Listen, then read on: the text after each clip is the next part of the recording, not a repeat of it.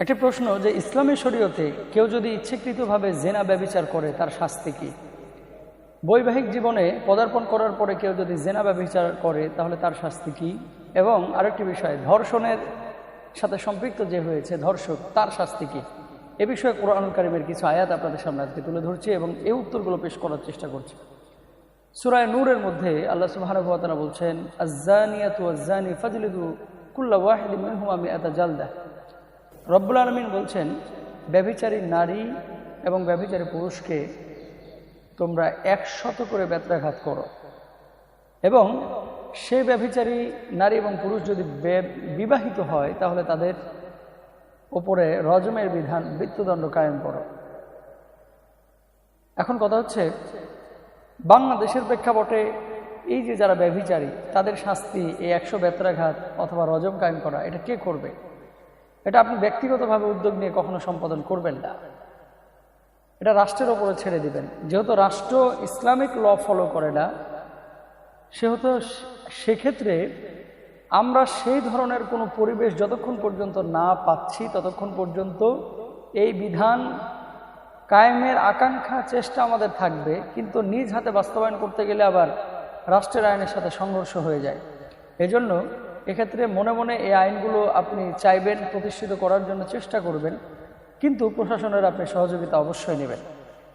ইসলামী শরীয়তে যেহেতু 100 করে বেত্রাঘাতের কথা আল্লাহ সুবহানাহু ওয়া তাআলা কোরআনুল কারীমের মধ্যে বলেছেন, আমরা রাষ্ট্রের কাছে দাবি জানাচ্ছি যে জেনা ব্যভিচার কখনোই একটা দেশের জন্য কল্যাণকর না, একটা জাতির জন্য কল্যাণকর না। আল্লাহ রাসূল বলেছেন, যে সমাজের মধ্যে, যে এলাকার মধ্যে জেনা ব্যভিচার বেড়ে যায়, সেই সমাজ, সেই এলাকার মধ্যে আল্লাহ সুবহানাহু ওয়া তাআলা গজব নিপতিত হয়, সেই সমাজ, সেই এলাকার লানত। সুতরাং আমরা চেষ্টা করব জেনা ব্যভিচার থেকে দূরে থাকতে। আল্লাহ রাব্বুল আলামিন পবিত্র কুরআনুল কারীমের মধ্যে কি বলছেন আমরা খেয়াল করি, ওয়ালা তাকরাবুজ জিনা ইন্নাহু কানা ফাহিশা, যে তোমরা ব্যভিচারের ধারে কাছেও যেও না, কারণ এটা অত্যন্ত গর্হিত কাজ। যদি কেউ ব্যভিচারে সম্পৃক্ত হয়ে যায়, যদি কেউ ব্যভিচারে জড়িয়ে পড়ে, তাহলে অবশ্যই অবশ্যই সে কবিরা গুনাহের সাথে সম্পৃক্ত হয়ে যাবে।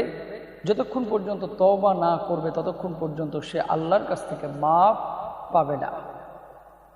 তাহলে আমরা দুটি বিষয় জানলাম। একটা হচ্ছে, জেনা যদি ইচ্ছাকৃতভাবে অবিবাহিত নারী পুরুষ করে 100 বেত্রাঘাত, ইসলামী শরিয়ার শাস্তি। যে রাষ্ট্রে ইসলাম প্রতিষ্ঠিত হয়েছে সে রাষ্ট্র এটা কায়েম করবে। এবং জেনা ব্যভিচারী এবং ব্যভিচারিণী যদি বিবাহিত হয় তাহলে তাদের শাস্তি হচ্ছে আরেক ধরনের। এবার আসি যারা ধর্ষক, তাদের শাস্তি কি?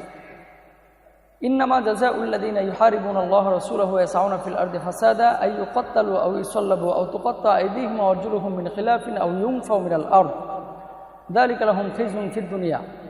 আল্লাহ রাব্বুল আলামিন বলছেন, যারা দুনিয়াতে আল্লাহ এবং আল্লাহ রাসূলের সঙ্গে যুদ্ধ ঘোষণা করে তাদের শাস্তি কি? তারা তো মূলত পৃথিবীর বুকে ফ্যাসাদ সৃষ্টি করে।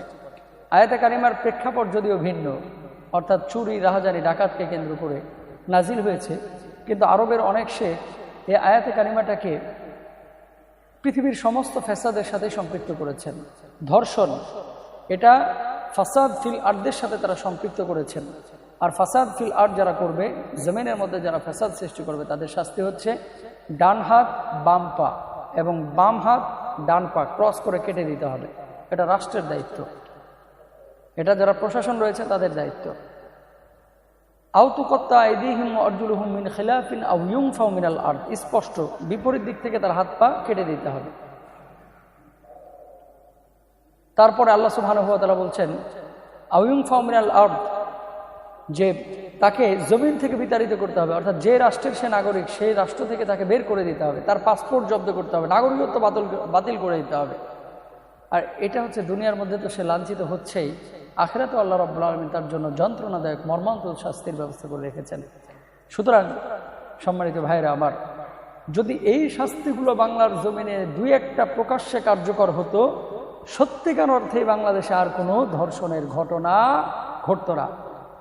এগুলো প্রকাশ্যে করতে হবে, রাষ্ট্রের দায়িত্ব। রাষ্ট্র যদি এগুলো সম্পাদন করে, আমরা জানি না এটা আদৌ করবে কিনা, আল্লাহ তাআলা তৌফিক দান করুন, কিন্তু এই সমস্ত শাস্তি যদি প্রকাশ্যে দেওয়া হয় তাহলে বাংলার জমিনে আগামী 1 শতকেও হয়তো বা একটা ধর্ষণের ঘটনাও ঘটবে না। আল্লাহ তাআলা এই সমস্ত নেককারজনক গুনাহ থেকে আমাদেরকে হেফাজত করুন।